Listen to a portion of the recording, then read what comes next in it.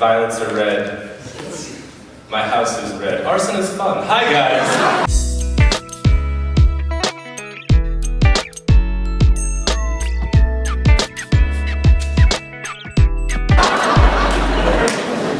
My name is Harry Wood. I've been doing stand-up comedy for my senior project, and I've brought it back to Milton to finish it off. Just a quick thank you to you guys for coming. Thank you guys, you're awesome. And a quick big thank you to Jerry Gunn, who's sitting right here filming this for me. I want everyone in the area to turn around to Jerry right now. If you can, just turn around to him, give big, big smiles, and just all go, "Get out while you still can."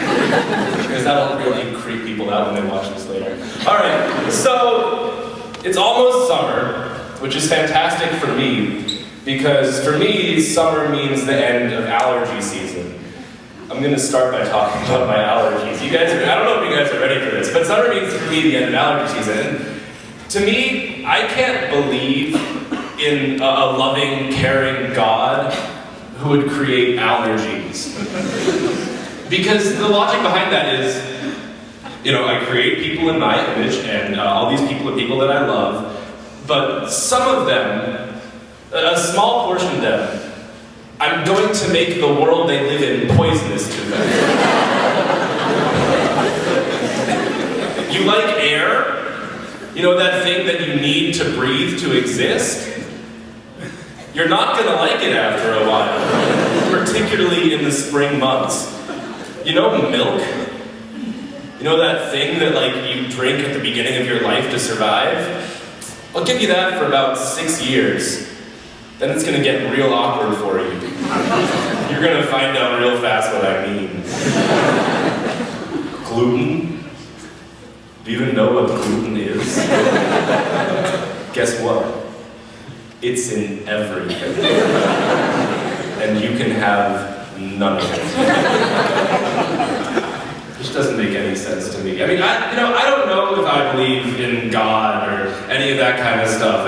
I'm starting with the light stuff first. But if there is a God, and if there is a heaven and a hell and all that kind of fun stuff, I like to believe that hell for atheists is just heaven, except everyone's really smug about the fact that you were so wrong the whole time.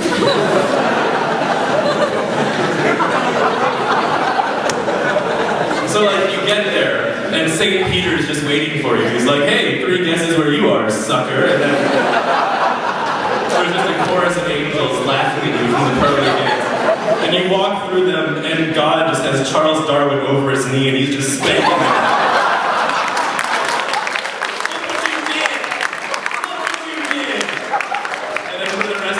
You have to listen to sermons by like Sir Richard Dawkins saying, "God, I was so wrong, man. Sorry about that." No, I don't know if I believe in God, but it was part of my childhood. And my childhood was really weird. My mom's over there. Hi, Mom.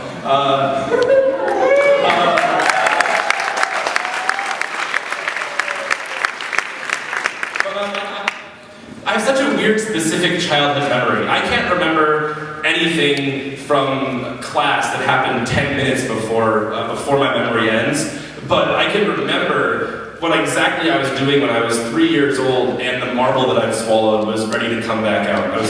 I was playing with a Tonka dump truck, and I had to take a dump truck.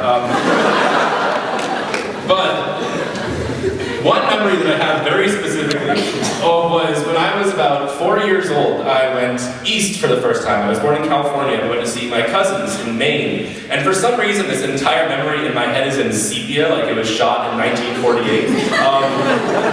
But I remember, and this could be totally wrong. We've got the source over here, but I don't know. This could be totally wrong, but I distinctly remember like getting off the plane, getting to my aunt's house, seeing snow for the first time, and my first reaction is to go beelining straight for yellow snow and just eat it.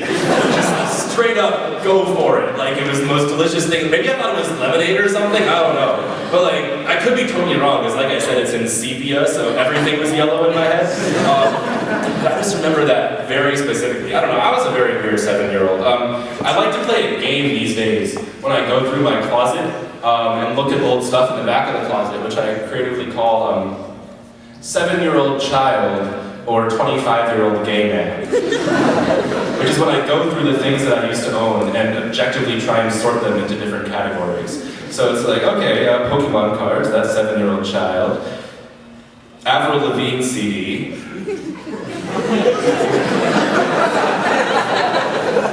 Put that in the middle for now. Backstreet Boys CD. Middle. Backstreet, middle. NSYNC's best of NSYNC. Okay, we're moving a little bit more to this end now. Crocheted pillow in yellow and purple with I Heart Mom written across it in cross stitchings. We're gonna put that with 7-year-old child. Because no self-respecting 25-year-old gay man would ever combine yellow and purple on a pillow.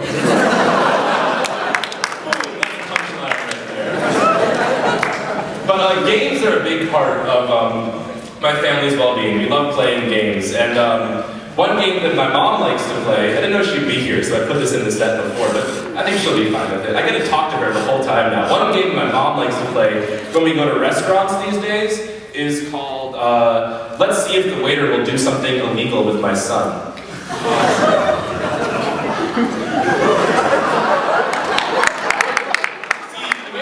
Works is that I'm 18 years old, but I look like I'm 46. And so we go to dinner with the family. The waiter will come around, we'll order like a bottle of wine, and they'll go around pouring things in wine glasses. And instead of taking mine away, my mom will leave mine and wait until the waiter gets around to me and go, "Stop! Guess how old my son is?" And that's when the fear pops up in the waiter's eyes, where they realize that there's a lot of choices here, and there's a lot of wrong choices. And they go, and she goes, "Psych, he's 18, don't give him wine." And there's nothing more awkward about that than after that, after being pointed out as possibly being older than 21, having to go, "I'll have a Shirley Temple." With extra cherries. The one game that I invented myself that I like to play when I'm bored is imagining conversations between teenagers talking about breaking different age-related laws, like they talk about underage drinking. So we all know that, kids drink underage, it happens all the time. But I think it'd be really funny if people had that same kind of conversation, like, "Hey, you free this weekend? Chad's parents are out of town. We're all gonna go over to his house Friday night. We're gonna vote."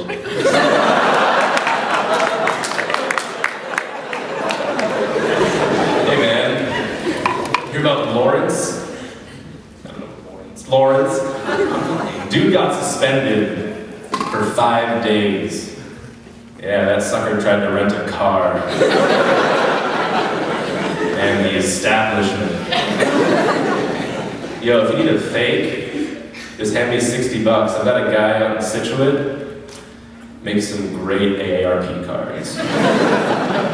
Want to collect on that Social Security? I'm your guy. But the equal and opposite of that is fun too. I also like to imagine grizzled 60-year-old alcoholics sitting in bars talking about their life problems like they're 18-year-old girls. "Hey man, got a bio test on Monday. So me and the girls are gonna go out and get crunk this weekend." "No, don't. You can't text Bobby. You know how you get when you're drunk. Shut up, I know my limits." I can't tell you what to do. But back to my childhood after that brief segue. I remember I had a very easy childhood, and so a lot of the scary events in my life, which I thought were the big defining moments, we were blown out of proportion, but there were 2 times which really made me a man, besides my bar mitzvah. So 2 times that really brought me into the world. So the first, I was at the movies with my friends. This was the first time I feared for my life. So I was at the movies with my friends, and we were walking from the movies, it was like a strip mall, from the movie theater to a bookstore.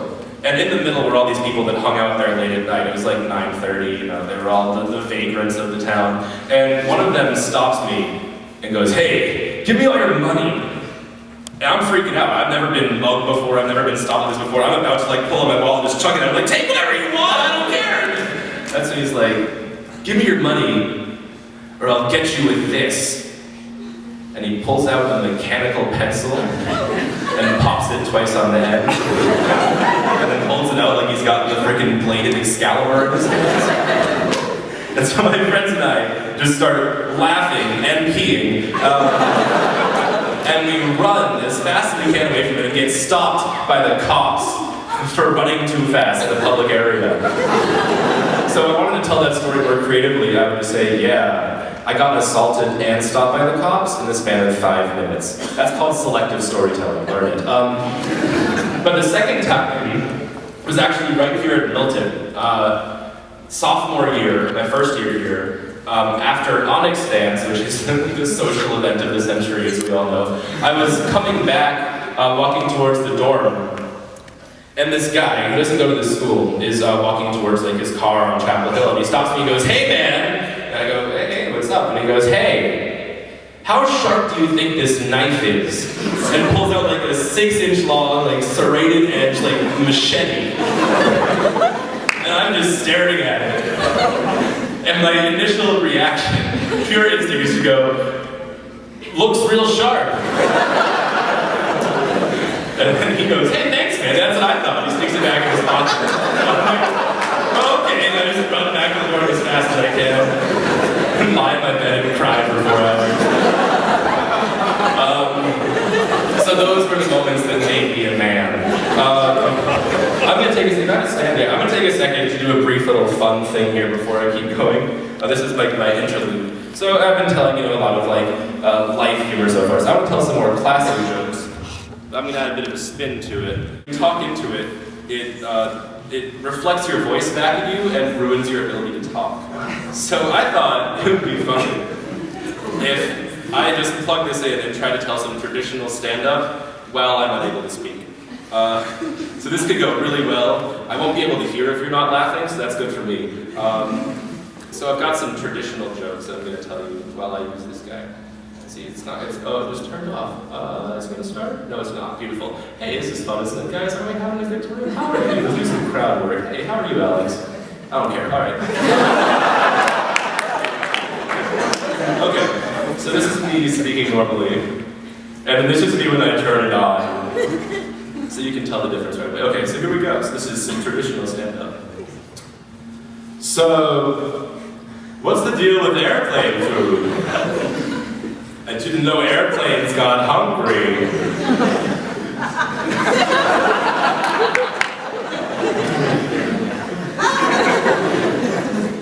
So, a horse walks into a bar, and the bartender says, "Why the long face?" The horse, not capable of human speech, kicks him and poops.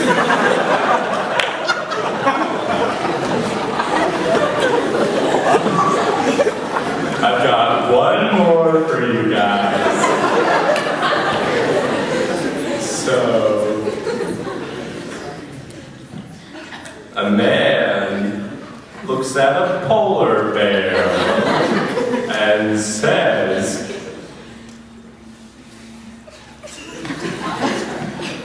"Why the long pause?"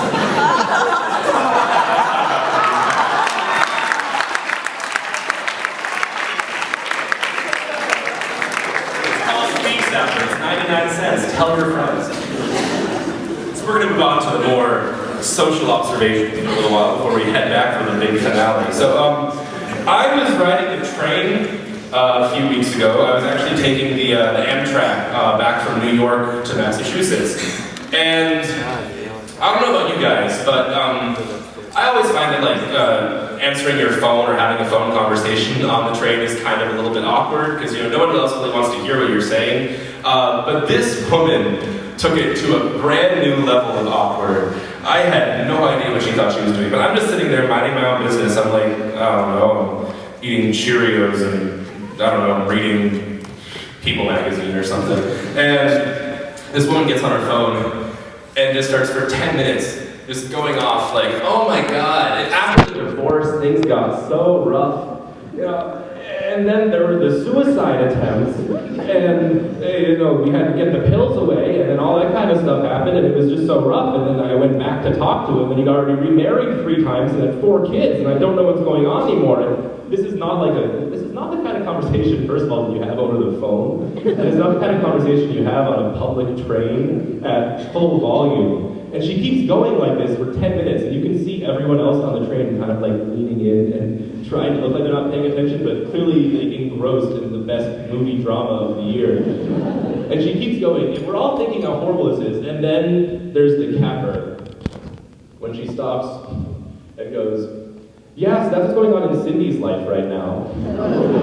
This entire story was about someone else. It's bad enough you're relaying these details on a train in front of people, but it's someone else's terrible personal life.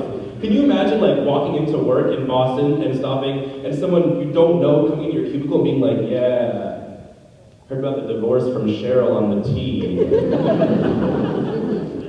If you're free, here's my business card. That'd be the worst possible thing that could happen. I think that the way that we handle language these days is so poor. I think that language is such an important thing, and we totally underestimate it, because language is such a powerful thing. Those of you that went to Senior Showcase, you can close your ears now, because you've heard this joke before. But you know, language inherently just holds so much power just in the words we use, and I think this really comes through in sexism in language.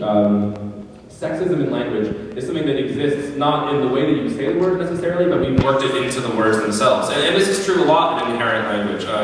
For example, this is turning into a lecture. You guys like it? You're learning something today. For example, in the 1800s and 1900s, a lot of words for black and white, black words became negatively associated, and white words became positively associated, like black cat, black ball, black list, and then whitewash.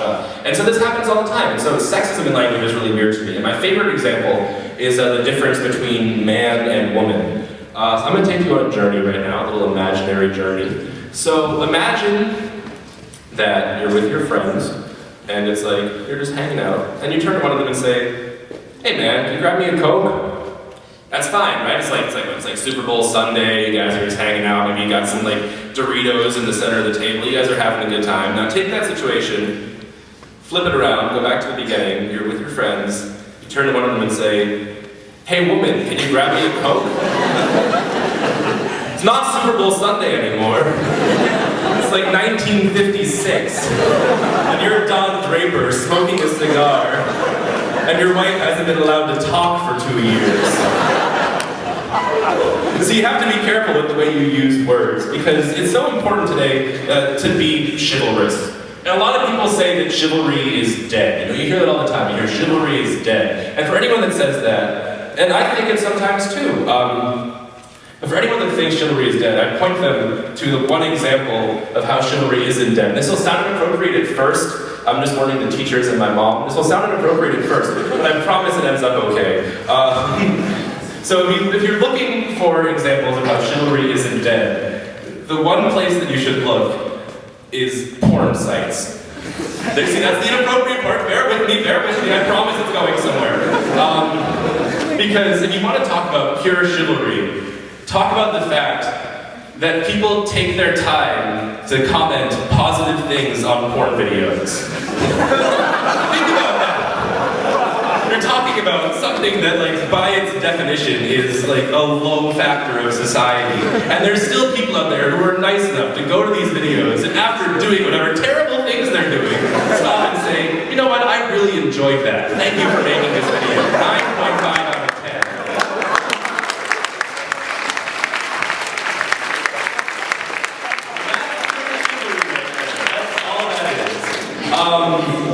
But anyways, now I'm a senior. We've got, what, 3 days left? Seniors, class of 2013. Can I get that? Shut up! I'm doing a show! This is not your time, this is my time. Just kidding. But one thing that I learned about my experiences in senior year is the magic that is senior portraits. all seniors take a senior portrait. And senior portraits are fantastic because everyone looks amazing in senior portraits. You know, everyone, it's like one of the best pictures you'll ever take. Everyone looks fantastic. But the bad side of senior portraits is that there is nowhere to go but straight down. You know, you look at them, oh, this one's not going over well. There are a lot of seniors in this room, aren't there? Sorry. But you look at them, you know, I on my own Facebook page, when my senior portrait was my profile picture, I look at it and go, my God, I look good. How did that happen? And then I'll look at my old profile pictures and I'll be like, oh, it didn't happen. You're just making life harder for stalkers, you guys. Why would you do that? But as senior year comes to a close, there's been a lot of talk about the importance of, you know, keeping your mind in the right place and, you know, finishing strong, coming to the finish line, all in one piece. And when it comes to cautionary tales for that, I wanted to give you guys all a cautionary story about the importance of keeping yourself together at the end of senior year. So this is not my story, this is my cousin's story. When she was a senior in high school, her entire senior class went to Fenway.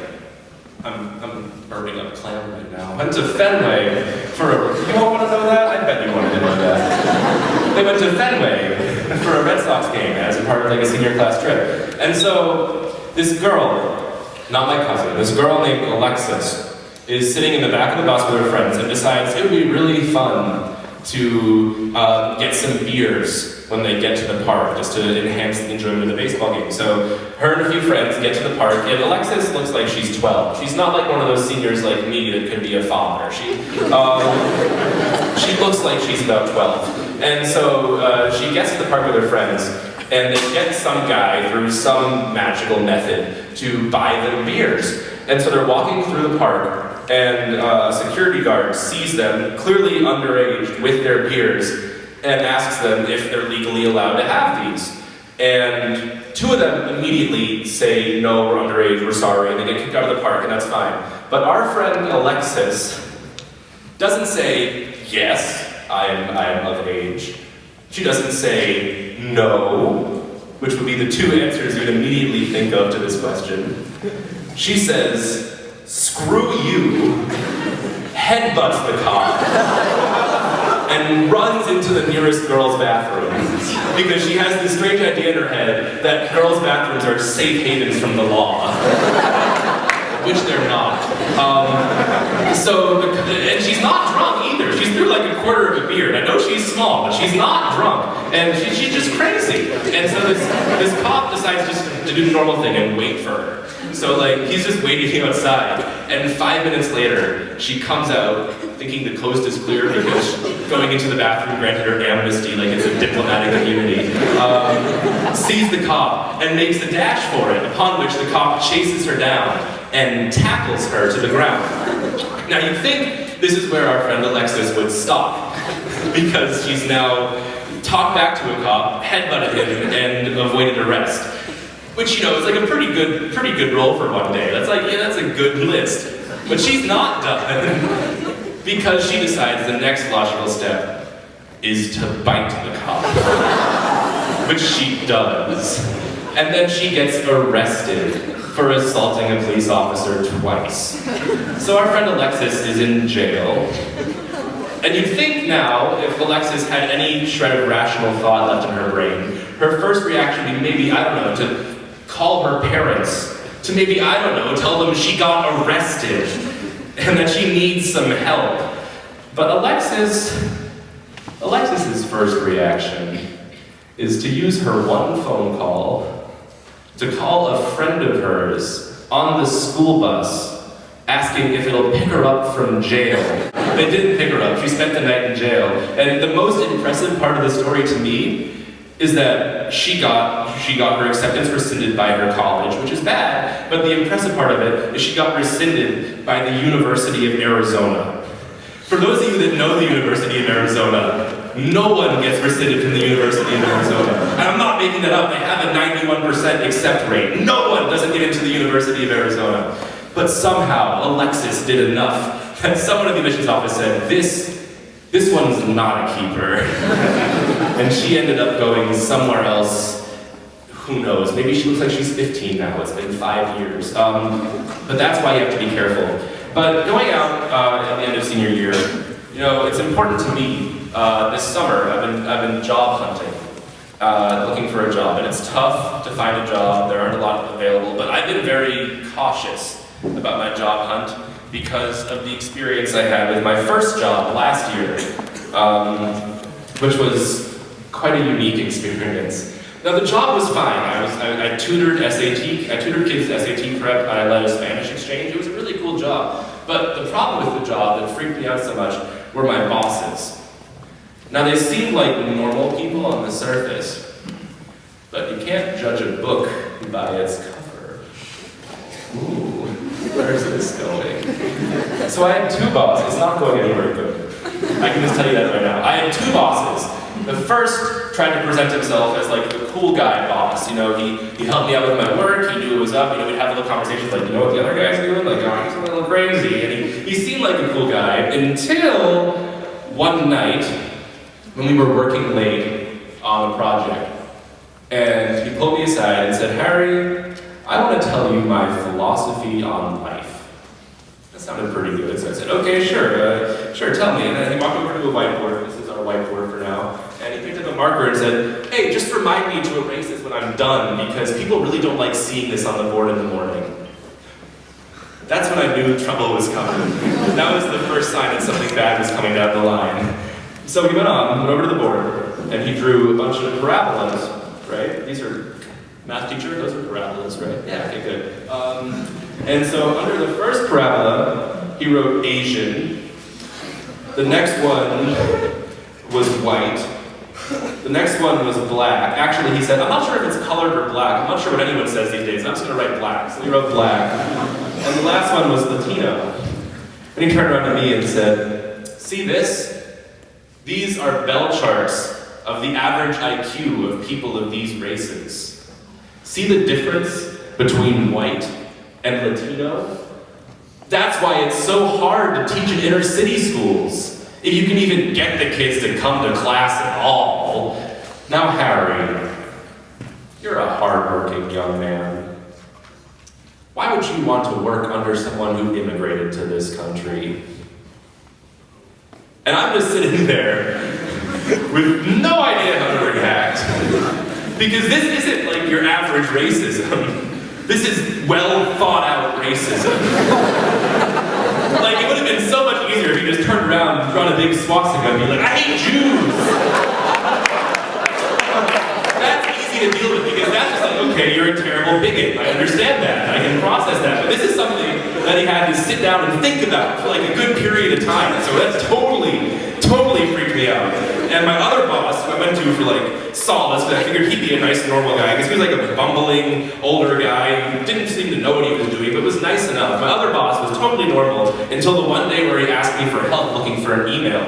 And before I got there, he closed down his browser. So I said, okay, that's fine, we're going to find the email, just open it up, and the last page you went to was your email, so I'm just going to go into your browser history and pull that back up. Never go to anyone's browser history.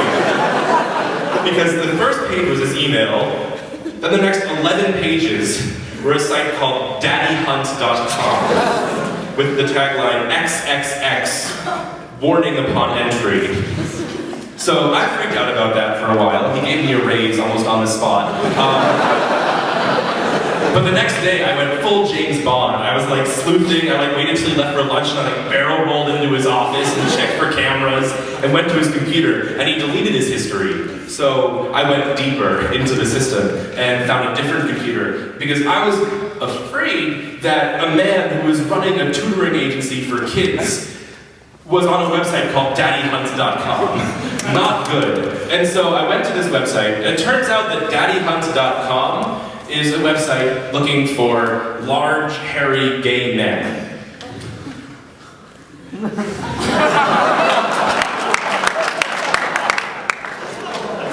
Now, the really worrisome thing about the state of my job is that my first thought wasn't, uh-oh. My first thought was, oh, thank God it's not kids. You know that you're choosing between different kinds of terrible and one is better than the other. That's when you have to get out. But the worst part of the whole situation was I got so desperate, I applied back this summer, and they turned me down. I got turned down from the most terrifying place I've ever worked because I wasn't good enough for them. And so now I'm here doing stand-up comedy for you. But this has been a really fun time. I really enjoyed this project. Thank you, Mr. Foust and Mr. St. Laurence, for being my sponsor and my overseer. Thank you to all of you guys for coming. This is nuts. Thank you for laughing in the first 20 minutes and then feeling awkward for the last 20. Or however long it's been, I don't know. But I really had a great time. And I'm going to keep doing stuff, so keep looking out. And go enjoy some other senior projects before I run way over their time. So thank you guys so much for coming.